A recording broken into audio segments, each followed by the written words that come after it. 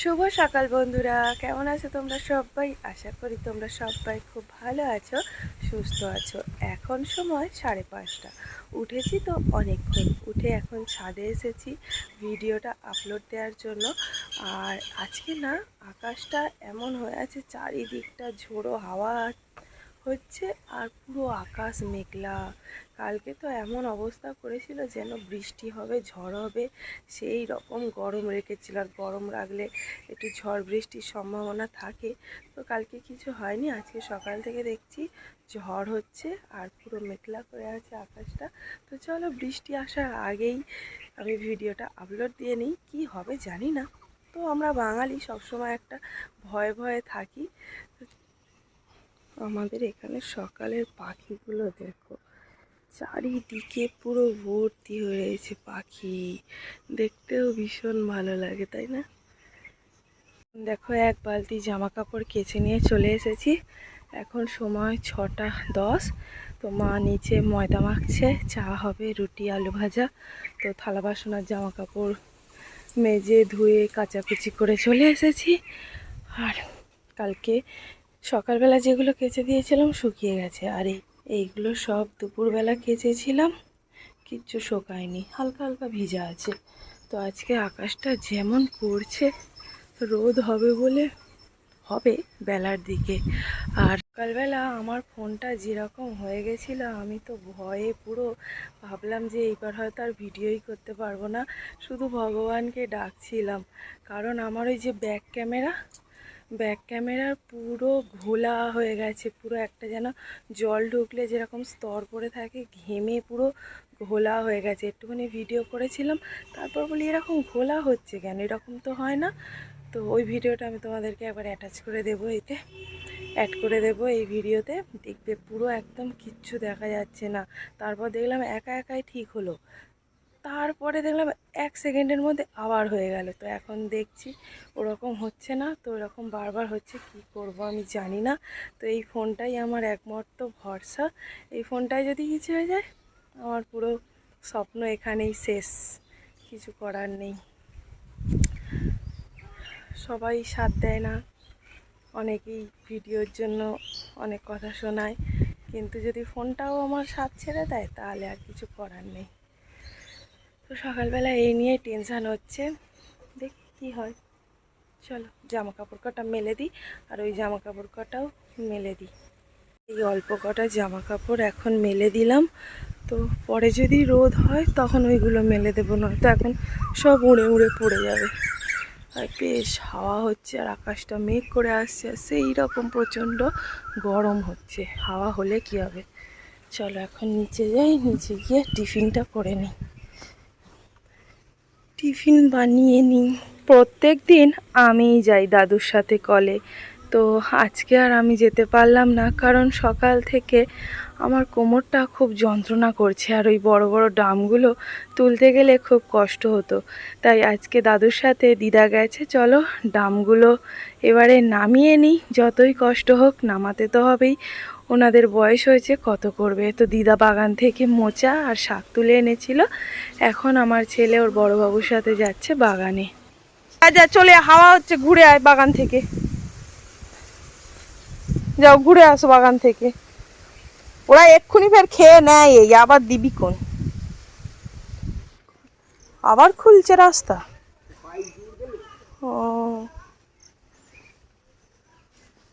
ও নানু কাকা ওইখানে কি করছে? এখানে দেখো একটা বিছানার চাদর আছে, এই বিছানার চাদরটাকে এখন আমি কাটবো, কেটে এটাকে বালিশের ওয়ার করব। দেখো, সেই চাদরটাকে কেটে নিয়েছি মাপ করে, তো বালিশের ওয়ার করব, দুটো পাশ বালিশের ওয়ার করব। আর এখানে এই কাপড়টা আমি আমার মায়ের কাছ থেকে এনেছি, মায়ের বাড়ি থেকে। তো এইটাকে দুটো পাশ বালিশের ওয়ার করব। তো বেশ দেখতে সুন্দর না কাপড়টা? আর এই কাপড়টা দেখো, চকলেট কালারের একদম সিল্কি কাপড়, বেশ। এটাকেও ভাবছি পাশ বালিশের ওয়ার করব, নয়তো মাথার বালিশের ওয়ার করলে স্লিপ খাবে। তো এটাকেও পাশ বালিশের ওয়ার করার ইচ্ছা আছে, দেখি এখন কি করা যায়। এটা একদম লম্বা, তো এটা আমাকে একটা দিদি দিয়েছিল, তাদেরকে আগেও দেখিয়েছিলাম। তো এটা বেশ শাইনি মতো, আর এই রকম বালিশের কভার 2-3টে আছে, তো বিশাল বড় বড়। তো আমাদের বালিশগুলো ছোট ছোট ধরবে না, তো এটাকেও কেটে কুটে একটু ঠিকঠাক করতে হবে। দাদুরা জল নিয়ে চলে এসেছে, পুরো ভ্যান থেকে সব কিছু আমি আর দিদা নামিয়ে নিলাম। এইবারে আমি করব কাজকর্ম। তো আমার ছেলে পড়ছিল, ওর পড়া হয়ে যেতে ওর বড়োবাবুর সাথে তো বাগানে পাঠিয়ে দিলাম, তোমাদেরকে দেখালাম। আর আমি এখন সকালে জামা কাপড় কেচেছি, আবার এখন কিছু জামা কাপড় গরম জল করে ভিজিয়ে দিয়েছি, ওই বিছানার চাদর বালিশের আর যেগুলো সুতির জিনিস। তো আরও কিছু জামা কাপড় বেরিয়েছে, সেগুলোও ভিজিয়ে দিয়েছি। তো এখন যাব কাচতে, আর দিদা রান্নার জোগাড় করবে। তো আর আমার এই বিছানাটা দেখো, পুরো সমস্ত কিছু তুলে দিয়েছি, দিয়ে সব কিছু বালিশ টালিশ রোদে দিয়ে এসেছি। চলো তাহলে জামা কাপড়গুলো কেচে নিই, আর কিছু থালা বাসন আছে সেগুলো পুকুর থেকে ধুয়ে আনি।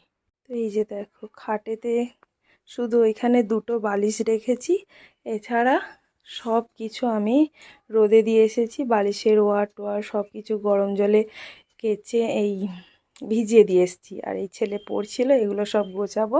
আর এখানে জামা কাপড়গুলো কটা আছে, এগুলোকে ভাঁজ করব এখন। আর তোমাদেরকে আমি দেখিয়েছিলাম সেই চাদর চাদর চাদর একটা বিছানার চাদর কেটেছিলাম, সেই চাদরটাকে বালিশের ওয়ার করব বলে এখন কিনতে পারছি না। তাই জন্য আমার তো অনেকগুলো বালিশ, কিনতে গেলে এখন আমি পারবো না। তো সত্যি কথা বলতে আমার এখন সামর্থ্য নেই। তো সেই চাদর কেটে বালিশের ওয়ার টোয়ার করেছি, পাশ বালিশের ওয়ার, মাথার বালিশের ওয়ার, অনেক কিছু করেছি। তো অনেকগুলো ওয়ার হয়েছে, তো সেগুলো আমি এখন বালিশগুলো সেই বিকালবেলা আনবো। এখন পুরো রোদটা খাক, 2 দিন বৃষ্টি হয়েছে, তো পুরো যেন কেমন যেন স্যাঁত স্যাঁত করছে, ভালো লাগে না। বেশ গরম গরম হবে, তাহলে আমার বেশ দারুণ লাগে। এই দেখো, সেই কাপড়টা দিয়ে ছেলের পাশ বালিশের ওয়ার করেছি, 2টো পাশ বালিশের ওয়ার করেছি, ওই একটা বড় আর এই একটা ছোট্ট। এই 2টো পাশ বালিশের ওয়ার করেছি, আর একটা মাথার বালিশের ওয়ার। ছেলের 3টে বালিশ, মাথার বালিশ একটা, 2টো পাশ বালিশ একটা, তো একটা সেট হয়ে গেল। এগুলো এখন লাগাবো না, তো যখন কোনো অনুষ্ঠান হবে তখনই ব্যবহার করব। নয়তো এগুলো বেশ দেখতে সুন্দর, বলো, সবসময় ব্যবহার করার জন্য না। তো এইগুলো রেখে দেবো, এই 3টে। আর বাদ বাকি যেগুলো আছে সেগুলো পরাবো। তো বিছানাটা পরে গুছিয়ে নিয়ে তোমাদেরকে দেখাবো। আর আমার এই খাটটা অনেক বছর হয়ে গেছে। তো যখন কিনে আনি না, এই প্লাস্টিক ছিল এই গদিটার উপরে, গদি বলে কি বলে কি জানি, তো এর উপর একটা প্লাস্টিক ছিল, এত প্রচণ্ড গরম হতো, খুলে দিয়েছে। আর অনেক বছর হয়ে গেছে বলে কালারটাও কেমন হয়ে গেছে। আর এর পেছন দিকের কালারটা কিন্তু দারুণ আছে, তো সেটা দিলে আবার সেটা এরকম নোংরা মতো হয়ে যাবে, সেই জন্য আর উল্টে দিইনি। তো এরমই থাক, চাদর পেতে নিলে আবার কি বলো, অনেক বছর হয়ে গেছে। আমার মা দিয়েছিল অনেক কষ্ট করে, আমার তো বাবা নেই, মা কাজ করে, আমাদের এখানে সব লোন ছাড়া কিছু হবে না, লোন নিয়ে আমি তো পালিয়ে বিয়ে করেছি, তার জন্য আমার কোনো অনুষ্ঠান হয়নি, কিচ্ছু হয়নি। তার জন্য আমার মা কষ্ট করে একটা একটা করে জিনিস দিয়েছে। এই খাটটা দিয়েছে, এই আলমারিটা দিয়েছে, এই শোকেসটা দিয়েছে। আর শুধু এইগুলো না, আমার বরের সোনার আংটি দিয়েছে।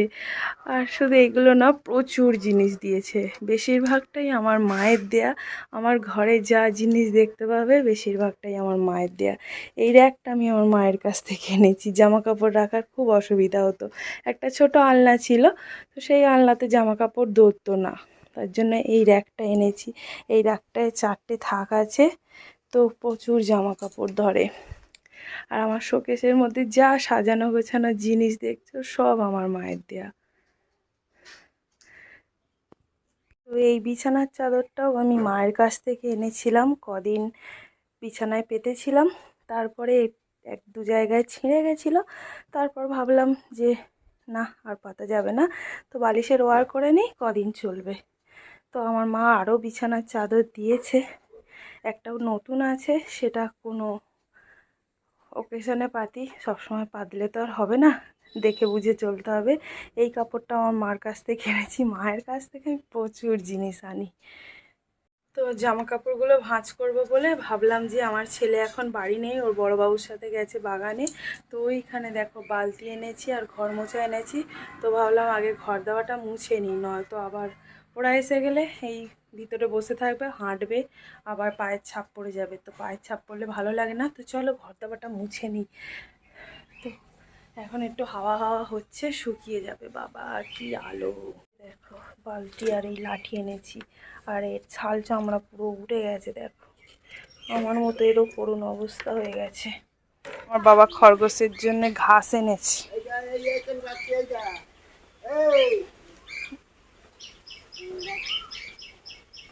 খরগোশকে দেবে? ওই খাটের ওপর উঠে যা, খরগোশকে ঘাস দিয়ে আমি ঘর দেওয়াটা মুছে নিই। বলতে বলতেই চলে এসেছে। এই যে দেখো খরগোশ, দিয়ে দাও একটু, ওই ওই এই পাশের দিকে দাও, খেলিয়ে দাও। দাও, আমি দিচ্ছি, সরো।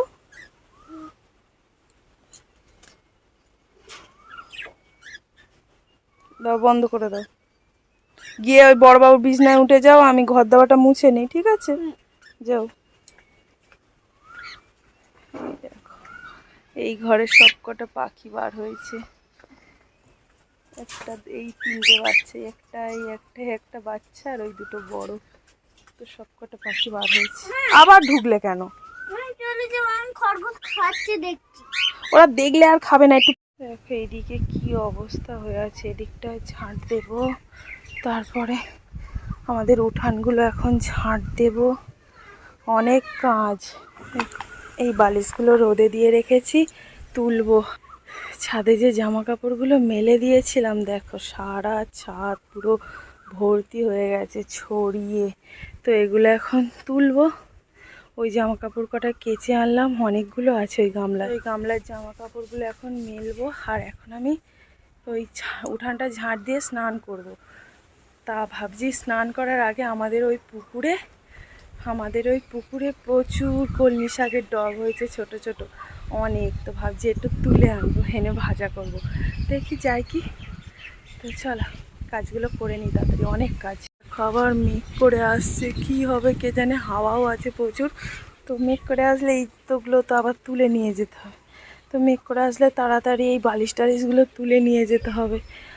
এই দেখো কত পাখি উড়ছে। কলমি শাক তুলবো বলেছিলাম পুকুর থেকে, দেখো এক চুপড়ি পুরো ঠেসে ভর্তি করে তুলে নিয়ে চলে এসেছি।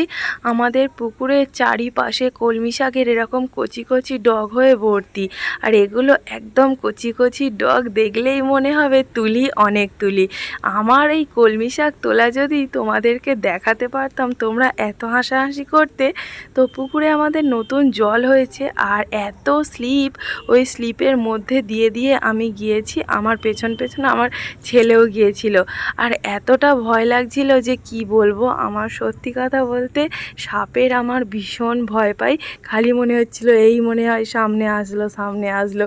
কিন্তু পুকুরে ওরা থাকে না, থাকে জল ঢোড়া সাপ থাকে, কিন্তু ওদেরকে আমি দেখতে পাইনি। ভগবানের অশেষ কৃপা। তো দেখতে পেলে কি হতো কি জানি।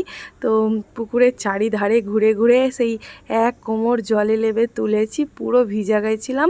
তারপরে চলে এসেছি স্নান করে। শাকগুলো আমি ছোট ছোট করে কেটে নিয়েছি, এবারে ভেজে নেব। শাকগুলো ভাজবো পেঁয়াজ রসুন বাটা দিয়ে।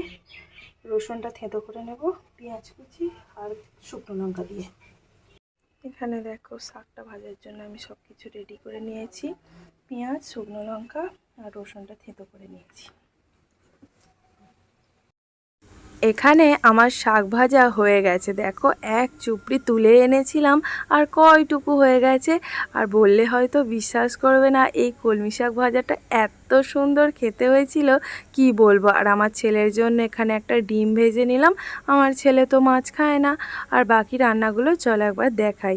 ওখানে ছিল ভাত, এখানে আছে রুই মাছ ঢ্যাঁড়স আলু দিয়ে পাতলা করে ঝোল, আর ছিল সাথে বেগুন চিংড়ি মাছ আলু দিয়ে চচ্চড়ি। তো শাক ভাজা আর বেগুন চচ্চড়ি দিয়েই আমার ভাত খাওয়া হয়ে গেছিলো।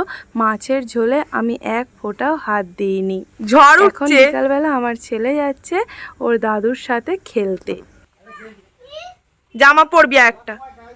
লোক দেখবে, পচা বলবে। ফেলবি, এই গায়ে দিতে হয়, ঘাম বার হবে না। ওরম নয়।